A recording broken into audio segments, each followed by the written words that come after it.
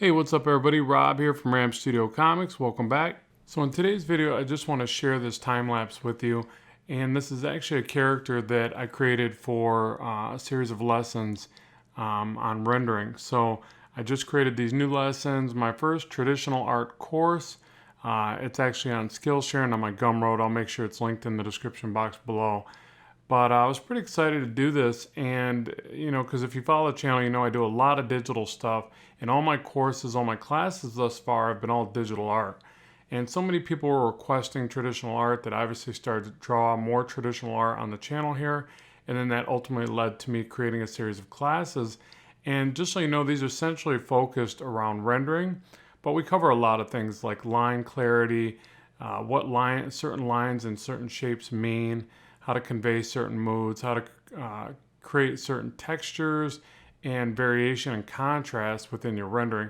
So it's predominantly focused around the rendering, but we obviously have to draw things and scenarios for us to render. So that's the way I approach it anyways. But really fun, really great time. I really enjoyed creating these lessons and getting back into sync with my traditional art because it became very easy to just do all digital. And I just want to let people know that I'm not going one way or the other. It's always going to be a mix and a hybrid of the two, but I am finding more comfort in drawing my initial designs on paper and then refining them digitally, whether that be inking in Procreate or inking in coloring Clip Studio, whatever. So again, really excited to be back traditionally drawing more. So I talk about the tools that I use, which that's pretty basic, but I know there's still a lot of people out there that don't exactly know why I use certain leads and certain rulers and Bristol board and all that fun stuff. So I cover that as well. But hopefully you like this character design too. Like I just draw out a few things that I like to draw when I do my comic art, when I'm practicing. And I know this probably looks like somebody, but it's not. It's not meant to be any specific character. So I just want to clear the air on that topic real quick because I've already had people comment, is that so-and-so? Is that, whatever character? And I didn't mean for it to be anybody, but it's so hard to develop an original concept these days. There's so many things that have been done.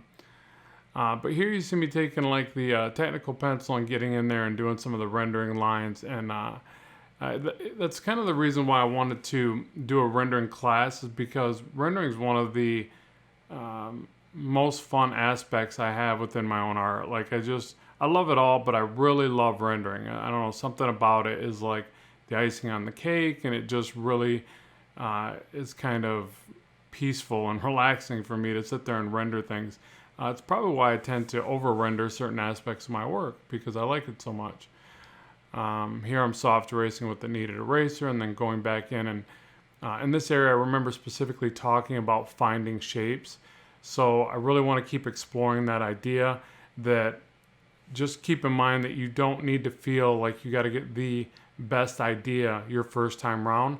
Allow the sketch to be loose, find those shapes, and at the end of the day, if you can't get exactly what you're looking for, render it and get it done, and revisit that subject in your work. But I talk about this in the course. Don't let it slow you down from creating. That's the biggest drawback. You got to create work, push work out there every day to the best of your ability.